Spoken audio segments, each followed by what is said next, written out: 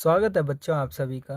आज हम पढ़ेंगे class class six 7 math. Maths में इकाई 3 पूर्णांक अभ्यास 3B। देखिए प्रश्न नंबर 1 में यह प्रश्न चिन्ह दिया गया है। यहाँ एक क्वेश्चन मार्क है इस वाले में। इसी के स्थान पर संख्या बतानी है कि क्या होगी।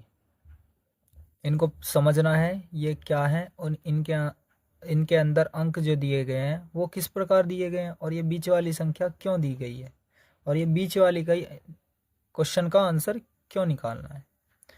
इसमें दिया गया है प्रश्न चिन्ह जो है ये क्वेश्चन मार्क, इसके स्थान पर क्या आएगा। देखिए किस प्रकार करेंगे। ये जो दिया गया है देखिए 4 और ये -3, ठीक है। इसको करेंगे कैसे, ध्यानपूर्वक देखेंगे, ध्यानपूर्वक। 4 या तो दो तरीके से कर सकते हो, 4 और -3 को जोड़ दीजिए।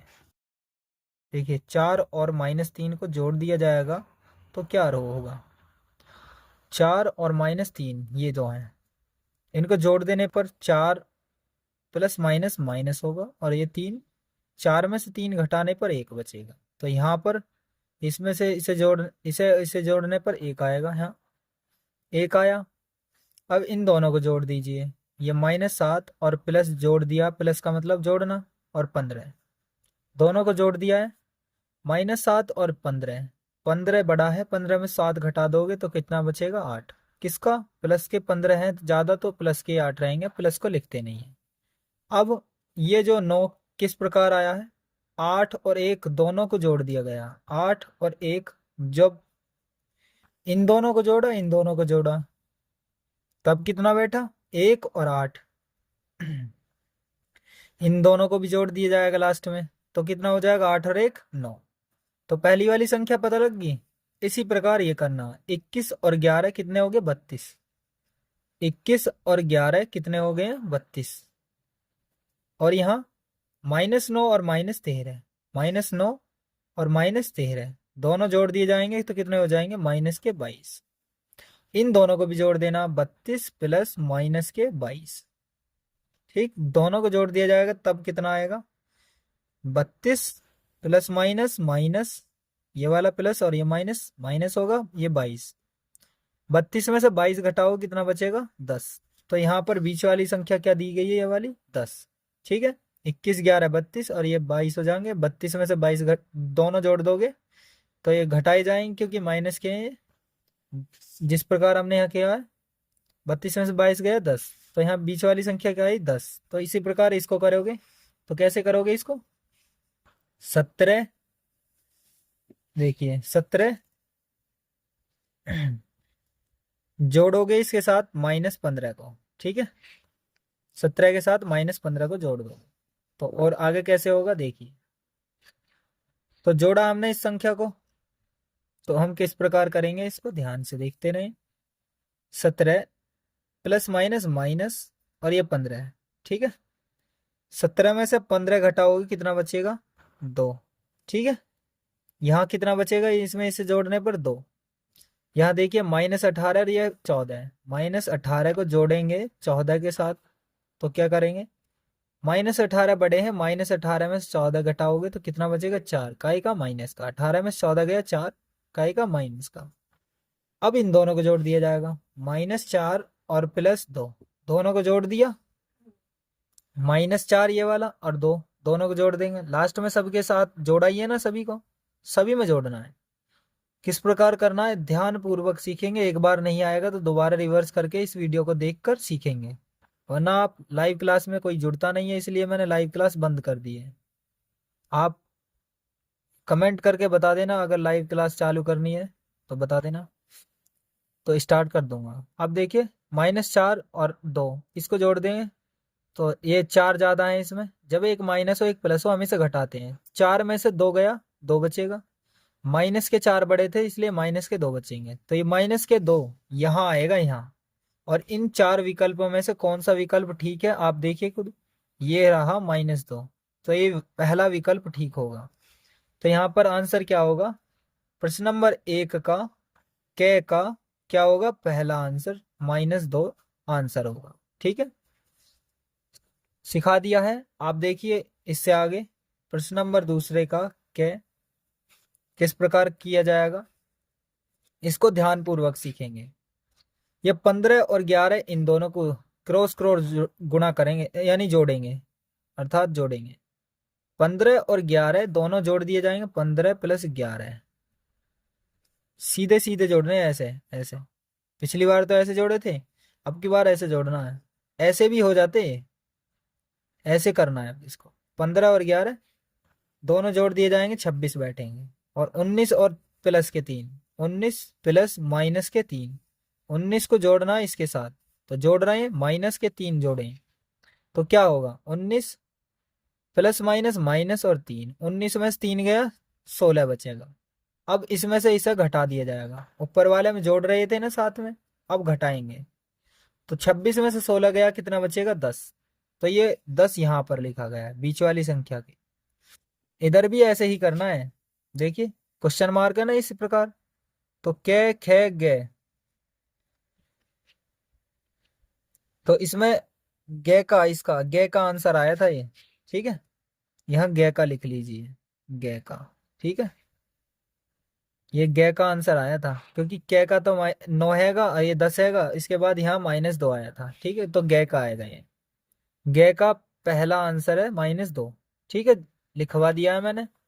अब इसको देखेंगे खे को, खे किस प्रकार किया गया है। 10 और 7 17, 5 और 4 9, 17 में से 9 घटाओगे तो 8 बचेगा। मैं फिर भी लिख कर दिखाता हूं आपको, देखिए 10 प्लस 7 17 हो जाएगा। 5 और 4 ये दोनों जोड़ दिए जाएंगे तो कितना हो जाएंगे 9। 10 और 7 ये दोनों जोड़े हैं, ये वाले जोड़े हैं, फिर घटा देंगे जोड़ने के बाद, इससे इसको घटा देंगे, 17 माइनस 9, 17 में से 9 गया 8, तो ये 8 अंदर की संख्या आ गई है। अब ये वाले जोड़ेंगे, ये वाले जोड़ेंगे, और फिर बाद में जो बड़ी हुई उससे छोटी घटा देंगे। तो करेंगे इस प्रकार, गे को देखेंगे, गे को 12 प्लस 6, यहाँ 12 प्लस 6, तो 12 और 6 क्या हो गया 18। यहाँ देखो 8 और 5 क्या हो गए 8 और 5, 8 और 5 क्या हो गए 13, 8 और 5 13 हो चुके हैं। अब घटा दीजिए, 18 में से 13 घटाने पर कितना आएगा यहाँ 5, तो 5 इसका आंसर हो जाएगा। और 5 कहाँ है यहाँ, प्लस का है ये, देखिए 18 प्लस वाले है तो प्लस का ही आएगा 5। यहाँ देखिए 4 ऑप्शन दिए गए हैं, तो प्लस वाला 5 ये है ना, तो इसका आंसर ये होगा दूसरा। तो लिखोगे दूसरे का आंसर क्या आएगा, गे का दूसरा 5 आंसर, ठीक है, इस प्रकार।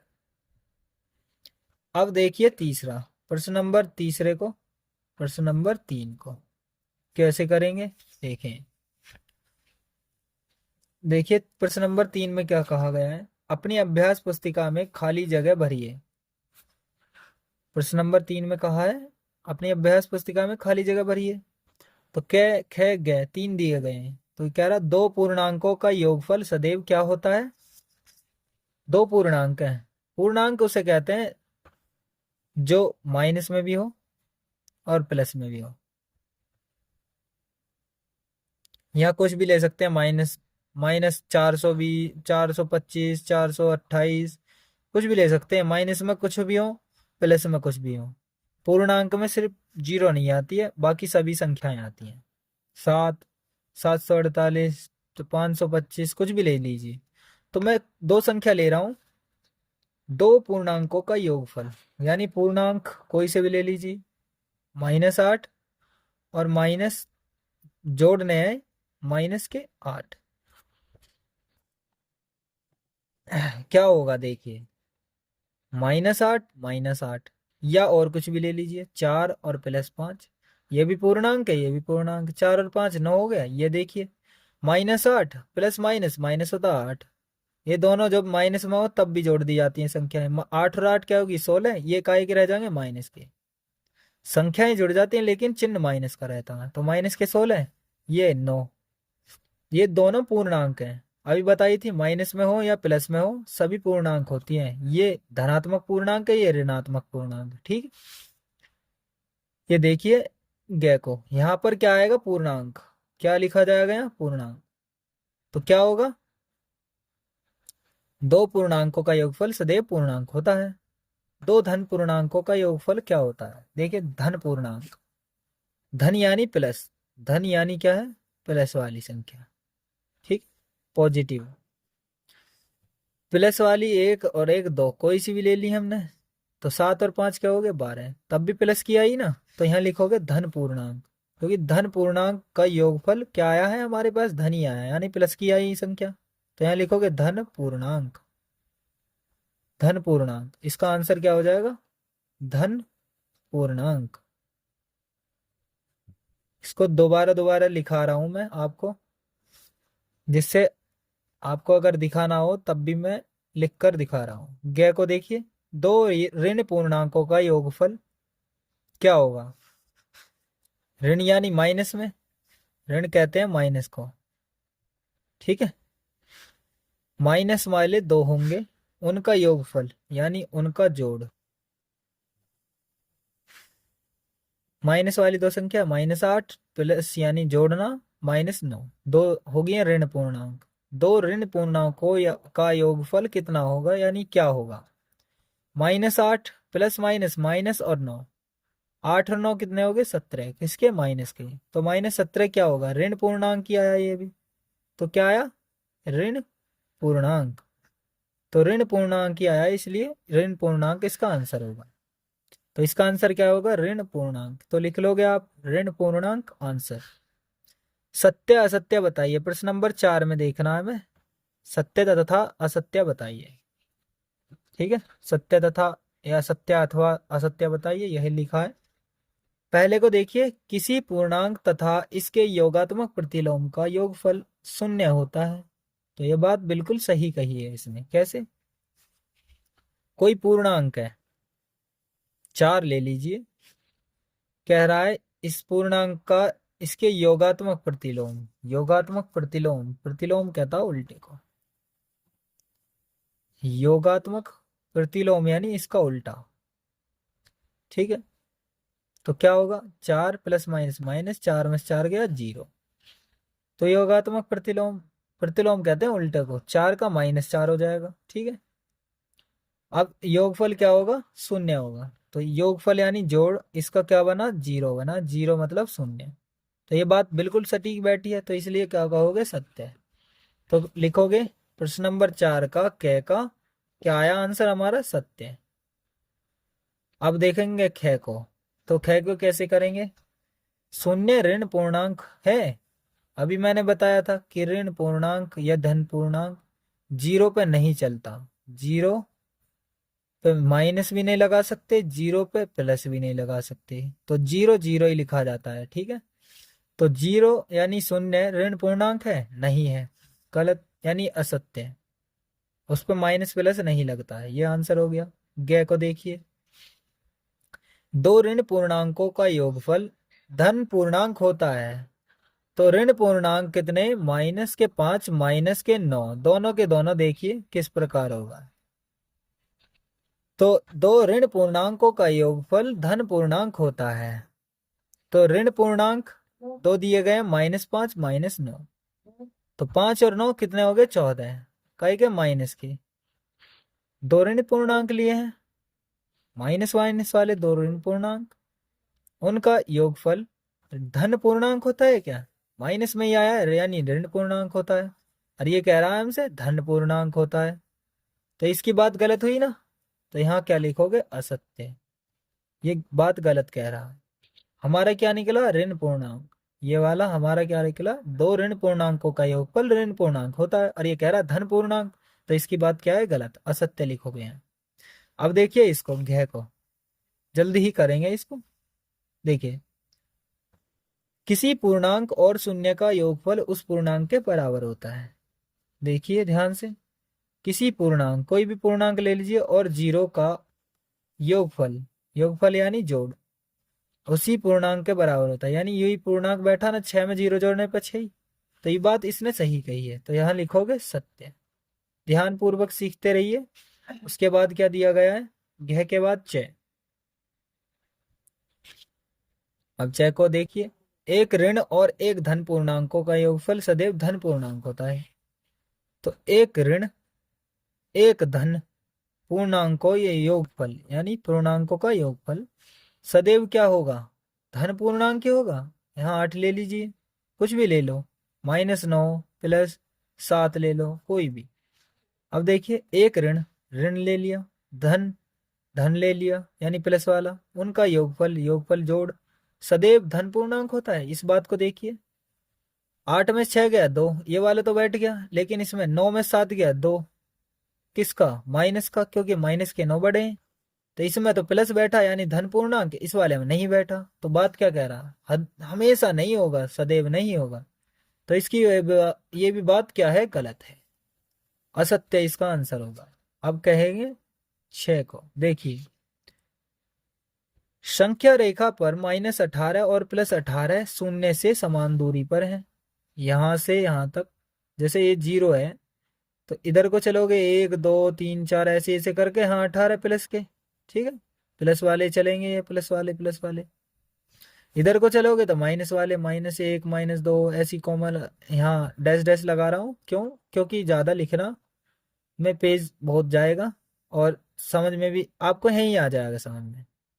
तो इधर ही -18, इधर जाओगे +18, दोनों बराबर बराबर दूरी पर पड़ेंगे। तो ये बात बिल्कुल सही कह रहा है, तो इसका बात क्या है, सही है, तो इसकी बात भी सत्य है।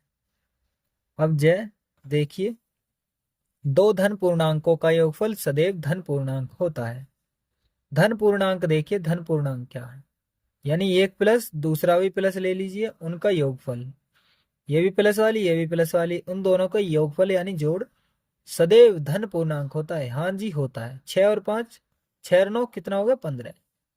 तो ये प्लस वाली आई ना, प्लस वाली। और देख लीजिए 8 और 7, उनका योगफल कितना है, रहेगा 15। ये देख लीजिए 2 और 6, 2 और 6 क्या हो गया 8, ये भी प्लस वाली आई, सभी की सभी प्लस वाली आएंगे। तो ये क्या है बात इसकी, यह भी सत्य है। ये भी इसका आंसर क्या हो जाएगा, ये कंप्लीट। इस ये 2 अभ्यास 3B द एंड। वीडियो आपको कहीं पर भी अच्छी लगी हो तो इस वीडियो को लाइक करें और अपने सभी दोस्तों को शेयर करें। इस चैनल पर नए हो तो सभी बच्चे सब्सक्राइब करें, शेयर जरूर कर देना, ताकि और भी बच्चे फ्री में मैथ्स को पढ़ सकें और अपनी मैथ्स को ध्यानपूर्वक सीख सकें। मैथ्स में क्या क्या दिया गया है, इसी से ही आप आगे के मैथ्स में अच्छा स्कोर कर पाएंगे, यानी 9 10 और 11 12 में। वीडियो को लाइक करने के लिए और अपने सभी दोस्तों को शेयर करने के लिए और चैनल पर नए हो तो सब्सक्राइब करने के लिए सभी के लिए दिल से धन्यवाद। मिलते हैं किसी नेक्स्ट वीडियो में।